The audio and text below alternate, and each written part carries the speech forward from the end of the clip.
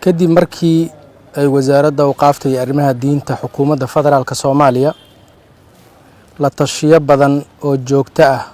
la sameysay culimada Soomaaliyeed kadib markii ay dawladda soo rogtay bandow habeenkii ah oo ka bilaabanayo 1 Ramadaan 1441 saacada u dhaxayso 7 fiidnimo kuna eg 5 subaxnimo subaxii kadib markii ay dhaqaatiirta si joogto ah ugu tala bixiyeen in dadku joogaan guryahooda cudurka oo halisa dartii kadib markii la xaqiijiyay in dad aad u badan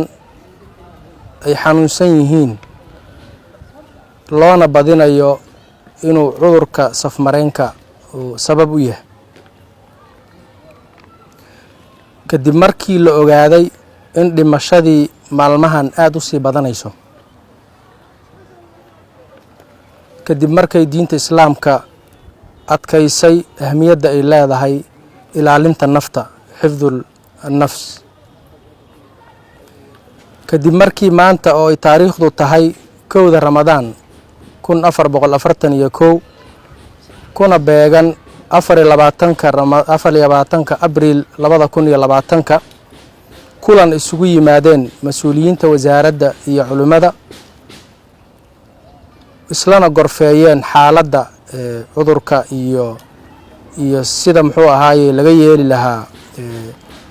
waxyaabaha maanta soo kordhay iyo awaamirta dawladda waxaa ka soo baxay shirkan warmurtiyeedkan in dadka ay u hoggaansamaan amarka dawladda ka soo baxay ee ku saabsan bandowga iyo dhammaan awaamirta dawladda qodobka labaad in dadku soconin laga bilaabo 7 fiidnimo ilaa 5 subaxnimo guryahoodana joogaan kuna tukadaan salaada cishaha iyo taraawiixda guryahooda maadaama xilligaas uu ku soo aadayo xilli bandow waxaa ganacsatada loogu baaqay in gargaarka dadka la badiyo qodobka shanaad culimada waxaa lagu booriyay inay sii joogteeyaan wacyigelinta bulshada iyo dhiirigelinta